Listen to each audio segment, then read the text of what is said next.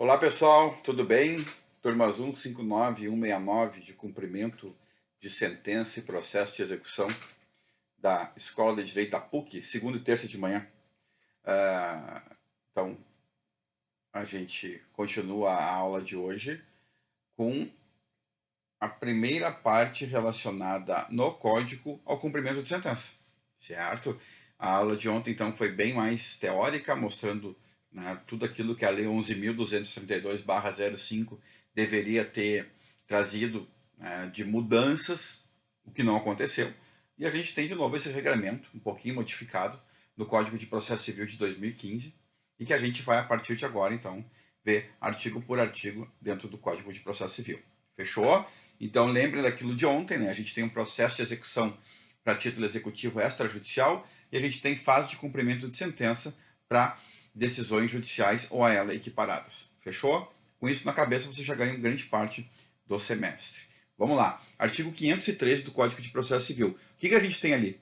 A gente tem uma partezinha do artigo dizendo que as regras atinentes ao cumprimento de sentença estão nesse capítulo aqui, né, estão nesse título aqui do cumprimento de sentença, ou seja, eu tenho vida própria, né, acho que isso é importante, eu tenho regramento próprio e, eventualmente, aquilo que eu não tiver no meu capítulo, no meu título, eu busco lá no processo de execução. E a gente já conversou sobre isso aqui ontem. Né? Por que eu busco no processo de execução? Porque eu não preciso ficar explicando 2, 3 vezes no código a mesma coisa. Senão ele teria 30 mil artigos. Eu não preciso explicar o que é penhora, qual é a ordem de penhora, como é que se leilou um bem, porque isso aí já está tudo dentro do processo de execução. Então eu não preciso ficar repetindo isso no cumprimento de sentença. Eu vou lá só e digo que subsidiariamente eu vou me utilizar daquelas regras, né, do processo de execução para o cumprimento de sentença. Que nem, né, tanto o cumprimento de sentença quanto o processo de execução, se tiverem que fazer uma audiência eventualmente, eles vão ter que ir lá no procedimento comum buscar as regras de como se faz uma audiência. Então, isso não faz de um ou outro. É aquilo que a gente conversou ontem. Né? E no processo de execução, o cumprimento de sentença, buscar suas regras e princípios, eventualmente, não faz do cumprimento de sentença execução. Tá? E tanto é que não faz da execução rito comum ter que ir lá buscar as regras atinentes ao procedimento comum. Audiência, perícia, esse tipo de coisa.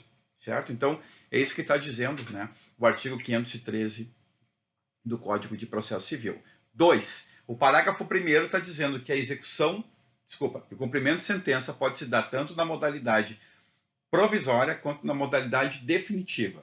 Ótimo, né? Isso vocês já estão sabendo porque já fizeram os outros processos. Eu vou cumprir provisoriamente algo quando ainda não houve trânsito em julgado da decisão.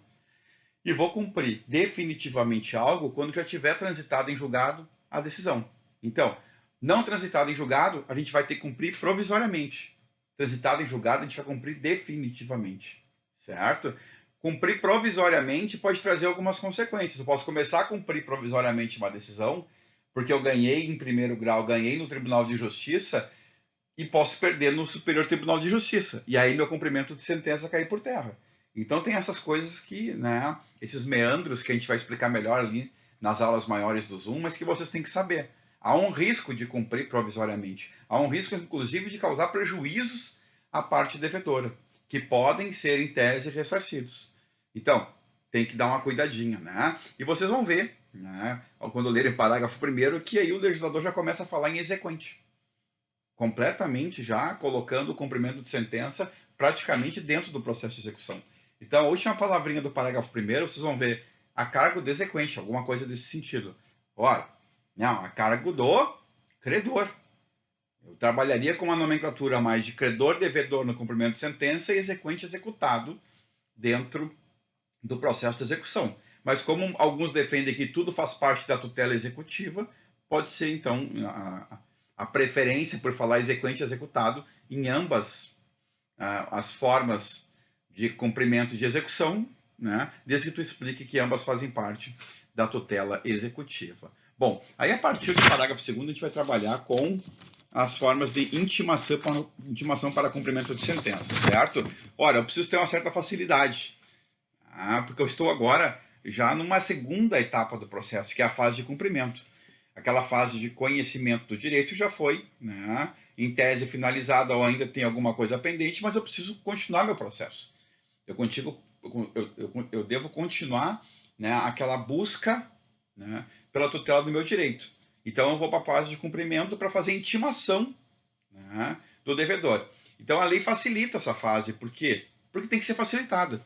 Eu já passei longos anos, de repente, no Poder Judiciário e agora tem que ter algum tipo de facilitação para continuar a minha busca pela tutela do meu direito, certo? Então, o inciso 1º do parágrafo 2º vai dizer bem claramente que a intimação para cumprimento de sentença é feita na pessoa do advogado pela intimação via viário da justiça, certo? Por quê? Porque já se passou por uma fase de conhecimento.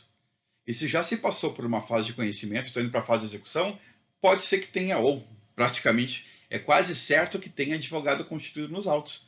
Intima ele e está intimado o devedor para cumprimento de sentença. Depois a gente vai ver, né, se não pagar, o que vai acontecer. Mas o interessante é ver que a primeira das possibilidades é que eu faça a intimação na pessoa do advogado, ganhando sim tempo, ganhando espaço temporal dentro do processo e facilitando a vida do credor, porque agora o credor tem em suas mãos uma decisão transitada em julgado, já tem uma, duas decisões a seu favor. Uma, duas, porque tem alguns efeitos, tem alguns recursos que não tem, cuja matéria não tem efeito suspensivo.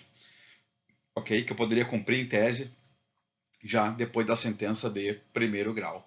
Depois, inciso 2.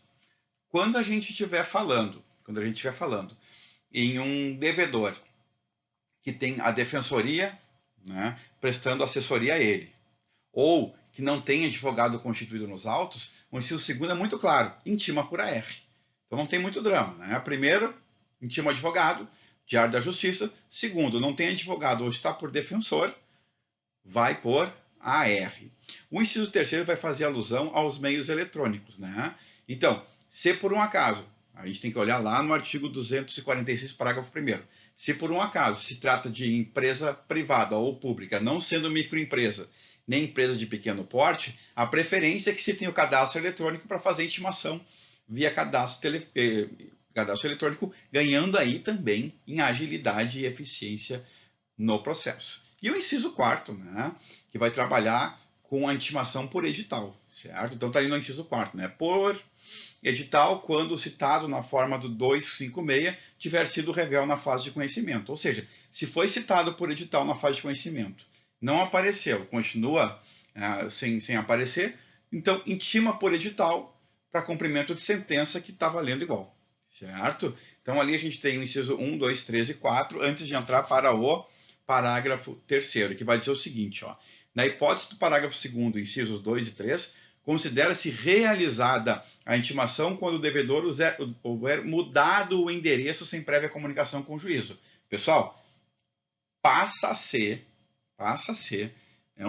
um ato de responsabilidade. Aí não estou falando só de devedor, mas estou falando das partes. Passa a ser um ato de responsabilidade de ambas as partes manter o seu cadastro atualizado dentro do Poder Judiciário. Certo? Não tem desculpa. Se mudou fisicamente, informa qual é o novo endereço. Mudou o correio eletrônico, informa qual é o novo correio eletrônico para fim de intimação. Por quê? Porque a lei está dando aqui a presunção de que aquele endereço que não foi, né, modificado é o endereço que vai ser feita a intimação. E pela redação do artigo, isso, né, é fato consumado. Claro que a gente pode trabalhar depois com alguma flexibilização da jurisprudência e tal, mas é ato de responsabilidade das partes manter a atualização dos seus endereços. Bom, parágrafo 4º. Parágrafo 4º é o seguinte, né? Eu estou em cumprimento de sentença, eu tenho facilitações.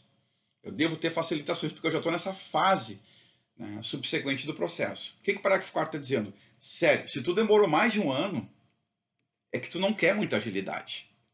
Imagina, passar 1 ano, 2 anos, 3 anos e tu não faz o cumprimento de sentença. O que nós vamos fazer? Parágrafo 4º. Se por um acaso passou mais de um ano, né, se for formulado o requerimento de cumprimento de sentença após mais de um ano do trânsito em julgado da decisão, agora sim a intimação vai ter que ser por carta, certo? Então é uma outra responsabilidade que o credor vai ter de que, se não iniciar a fase de cumprimento de sentença dentro do prazo de 1 ano, ele dever, pelo menos dessa vez, fazer a intimação por carta. Pessoal, não sabe o que aconteceu com o devedor, não sabe se ele está no mesmo endereço, não sabe se o endereço eletrônico é o mesmo, porque a gente muda isso praticamente a cada 6 meses, não sabe se é o mesmo advogado, não sabe mais se é o defensor, né? Se a defensoria pode estar prestando serviço para ele, a vida do cara mudou. Nada mais justo de que, na minha inércia por mais de 1 ano, eu também tenha que ter alguma certa responsabilidade, e com isso, né? E com isso a gente tem que dar também a possibilidade do devedor ter alguma chance, né, nessa fase de intimação inicial aí da fase de cumprimento de sentença, certo? E o parágrafo 5º, né, que tem muito a ver também com surpresa, né? A gente está evitando surpresas ao máximo no processo. O devedor que não participou da fase de conhecimento, sendo fiador, corresponsável, coobrigado, não pode agora, na fase de cumprimento, surgir do nada, né, uma dívida ou uma obrigação contra ele.